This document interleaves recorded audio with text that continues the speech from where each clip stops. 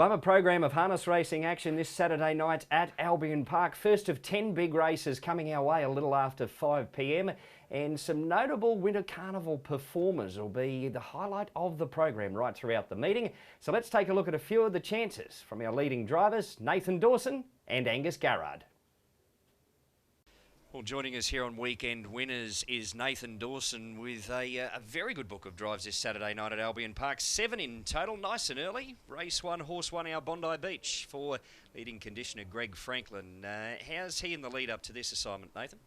Yeah, he's probably been going better than what his form looks. So he's got the good draw, and generally when he has a nice draw, he runs a good race. So I'm pretty confident going into it. He's got good gate speed, so we've got options there to pick what we want to let go if we want to let something go. He's been out of luck the last few starts there, plagued with bad alleys. Yeah, he has. He's the type of horse that relies on a good alley and the race run to suit. So it looks good on paper for us. So hopefully it plans out that way. Race 2, Horse 1, Regulus for Ben Battle. Yeah, he's going good. I won on him a few starts ago. So last start I think he might have had a bit of a choke down, but before that he was in good form, good consistent form. So he's got good gait as well, so I expect him to run a good race. Yeah, he went a really nice time that night there too, in sub 156 there over the mile there at Albion Park. Beat home a couple of handy ones, the Grogfather and Despondent. Yeah, he did. So he's got the draw and he's probably going well enough to take that type of race out. So hopefully it all plays out for us. Across to race 3, the very much in-form Flying Art for Donnie Smith. Yeah, I would have rather draw underneath Hemsworth, but it's just the way the cookies crumble. But he's going well, and you can't ask for more than what he's been doing. So he'll run a good race. Whether he's good enough to beat Hemsworth, we'll find out. He's been in good form since heading north from Victoria. You've driven him in a couple of those starts, resulting in that victory there in sub 55 over the mile there at Albion. Yeah, he's going good, and he's led in those. Whether we can lead, I'm not sure, but we'll have a good look and see how it plays out.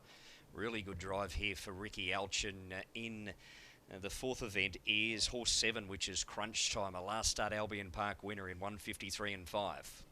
Yeah, it's a bit of a favourite of mine, Crunch Time. I like the way his racing style is. It suits me. So he's drawn out in gate 7, but he's got good gate speed and he's in good form. So if he produces his normal race, he should take a bit of beating.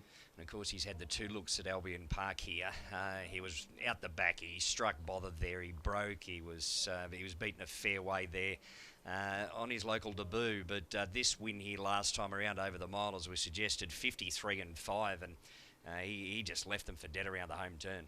Yeah, that's what he can do, and I'm sure he's going to be better again this week with that under his belt, and he'll have a bit of confidence in his body. So if he does something like that again, he's going to take a lot of beating. In the 6th race, you're behind the 2 young Conqueror once again for Donnie Smith. Yeah, he's going well, probably better than what his form looks. I trialled him here a couple of weeks ago, and his trial was really good. So if he produces something like that on Saturday night with a good draw, he's probably a roughie, with a good chance. You can sit on the sidelines for the next couple and then go across to race 9, the 7, which is Garland Green for Steve Seeney. Yeah, he's good last week. He got away good and we made the most of it and put him on the front end. So, he's drawn out in 7 and, if he gets a bit of luck from there, he's going to be in the finish again. And of course, he gets back to mobile conditions there on Saturday night. He was a last start winner from the stand over the longer 26.47. Yeah, he's back. He doesn't have to do any chasing, so it's going to help. We're just, where we end up, we don't really know from out there. Yeah, it was a pretty solid win, wasn't it? Beat home the Inform just a bit noisy, and then Kingdom Come in a pretty solid mile there for that longer journey there as well. So, yeah, you think he could go back to back? Yeah, I think he can. He's the right type of horse too. He doesn't need luck. He can make his own. So, I think he can go back to back. Beefy Benson in race 10 for Ricky Alchin, the last race of the night, very much in form as well. Yeah, he is. His first run up here last week was really good. He nearly run down Racy Roxy, and she's a top quality filly. So, he's got the good draw. If it does something like that, he should be in that race. Well, I sensed a little bit of favouritism there. Race 4, Horse 7, Crunch Time. Is he your best? Yeah, I think so. As I said, he's one of the favourites, and I like the style of his racing. So he's got good ability, and if he brings his best, he'll take some running down again. Tongue-in-cheek question. Any good wet trackers? I'm not really sure out of any of them, but hopefully some of them are. Yeah, absolutely. All the best. Thanks, mate. Well, Angus, some very good drives on Saturday night at Albion Park. 7 in total. Nice and early start with Kilago fresh up from a break in race 1 for Mark Ducks. Yeah, he's, as you said, fresh up. 7, probably a good draw for him if he's hard fit. You know, he's a rocket ship off the gate. But we'll just play it by ear on Saturday night, see how he feels, and we'll just drive him however he feels. Race 2, you're aboard despondent there for your dad, Darren. Yeah, he's been racing really well, Anthony, without a lot of luck. Is probably a better horse on the fence. So, you know, if we get the right trip, he's certainly in with a shot. Then we go across to race 3. Of course, you're aboard Manila Playboy, another runner fresh up from a break. He was pretty good last time around when third. That was back on the 29th of January in a very good race there at Albion Park behind Rock Bottom. Yeah, you know, he was. He was probably a few niggling things going on then, and he probably wasn't up to his full potential for that run, but his last start before that and the trials in that prep was super. He's had the one trial back this time, and I was really impressed with how he felt. He felt super sharp, but in saying that, we're not going to be out to kill him on Saturday night. So, you know, hopefully we can just get a soft trip somewhere and hit the line well. With the Ben's been a very good horse for everyone that's had him. He's a 16 times winner from just 74, and he's now prepared by your dad, Darren. He's had the one Queensland start. He finished down the track there at Albion Park behind What's Up Sunshine in a pretty slick mile. But yeah, has he tinkered around with a few things to get him on the job here for the assignment on Saturday night in the 5th? Yeah, she is a nice mare, Anthony, when she's right. You know, we were a little disappointed with that first up run, but after that, we probably found she had a few excuses, and we've tinkered around with a little bit, and hopefully she's back on her game, and hopefully she can hit the line well. She's got bling, has got the Plum Alley there in the 8th event there for Richard Hutchinson. Yeah, that's right. She probably gets a chance Saturday night. We sort of look like getting a nice trail there and behind the leader, hopefully, so hopefully she can take that closing shot. Across to the 9th race, horse 11, Sir Fahrenheit. Fresh up from a break as well, of course, the trotter for your dad, Darren. Yeah, he tried really well last week, Anthony. You know, he hasn't raced for a while, so he's another one. You know, we're not going to be out to kill him, but we'll drive him how he feels, and hopefully he can be in the money.